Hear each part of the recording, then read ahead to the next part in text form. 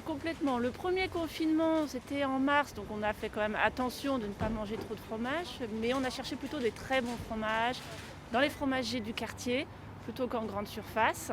Et le deuxième confinement du début d'hiver a été fatal, c'était la raclette, c'était la tartiflette, enfin tout ce qui finit en ette avec du fromage.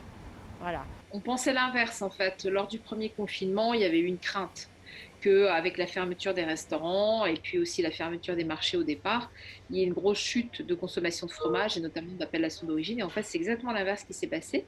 Les Français ont maintenu, ont même comblé, je dirais, l'absence de vente dans les restaurants par leur niveau de consommation élevé, donc plus élevé finalement que d'habitude.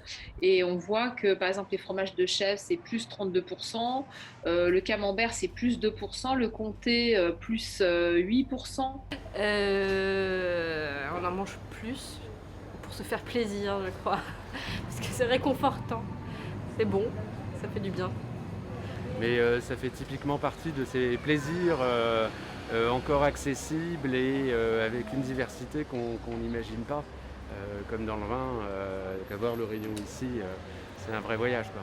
Le fait d'enfermer les gens, parce que le confinement, c'est ça, on a une sensation d'enfermement, qu'elle soit relative ou réelle, mais c'est quand même ça, le confinement, et surtout ne pas pouvoir aller à la campagne, ne pas pouvoir partir en vacances, ne pas pouvoir aller skier, aller à la ferme. Donc pas, finalement, on est enfermé ou chez soi ou dans un périmètre très localisé.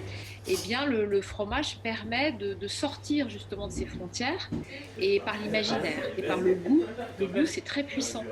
Voilà, le fromage est loin d'être banni en France. Je dirais c'est plutôt l'inverse. Alors après, la question qu'il faut se poser, et c'est ça l'idée de la Journée nationale du fromage que j'ai créée il y a 20 ans, c'est défendre les fromages ou les crus de terroir, les fromages fermiers artisanaux, parce que ceux-là, je dirais, certes, il y a une consommation qui se maintient, mais il y a quand même de moins en moins de producteurs.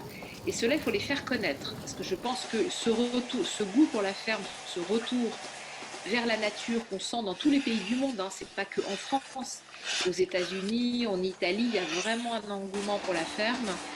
Eh bien, il faut qu'on arrive à faire concorder cela avec l'installation de nouveaux producteurs, des jeunes, pour qu'on puisse pérenniser ces L'idée, fabrications. c'est d'avoir des morceaux à peu près réguliers, de prendre la même proportion de caillé et de sérum.